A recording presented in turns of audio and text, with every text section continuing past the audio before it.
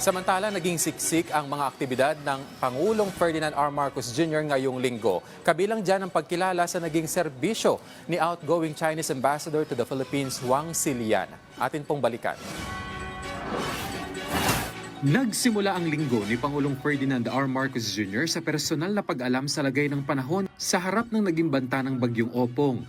Pinangunahan niya ang situation briefing sa NDRRMC kung saan inatasan niya ang lahat ng kaukulang ahensya na ipagpatuloy ang mga hakbang sa pagtulong, paigtingin ng kahandaan at maglaan ng mga kinakailangang pondo at kagamitan para sa agarang tugon ng pamahalaan sa mga nagdaang kalamidad at sa epekto ng Bagyong Opong.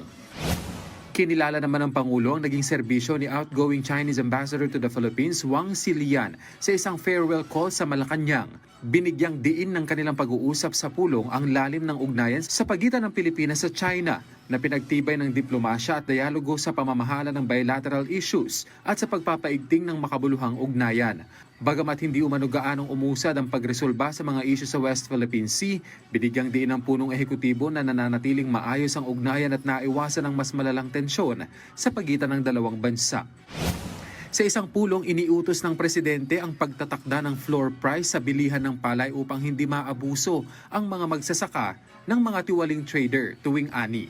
Iniatas din niya ang pagpapatupad ng Sagip Saka Act of 2019 at ang Benteng Bigas Program. Kasabay nito, nais din ng Pangulo ang pagsusuri ng charter ng NFA at mga amyenda sa Agricultural Tarification Law para mapalakas ang suporta sa mga magsasaka. Binigyang diin din nito ang pagbuo ng Congressional Commission on Agriculture, Fisheries and Food Security o AGRICOM na mag-a-assess sa kalagayan ng agrikultura at magre-rekomenda ng mga reforma.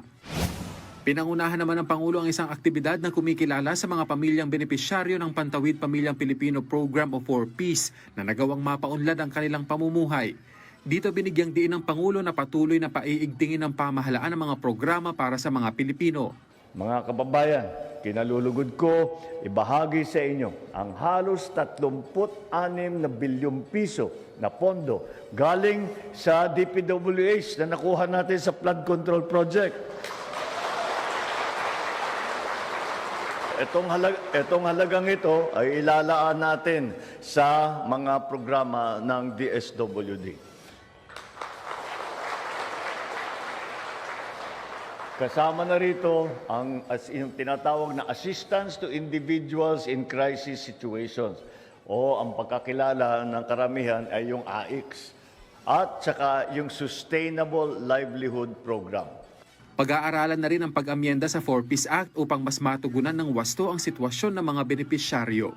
Ang balak po nila ay matanggal itong 7 taong period na ito at magkakaroon lamang po at i-strengthen yung case management at kung halimbawa po hindi pa po nila kayang gumraduate sa katapusan ng 7 taon ay mananatili pa rin po ang pagtulong sa ating mga kababayan na nasa ilalim po ng 4Ps.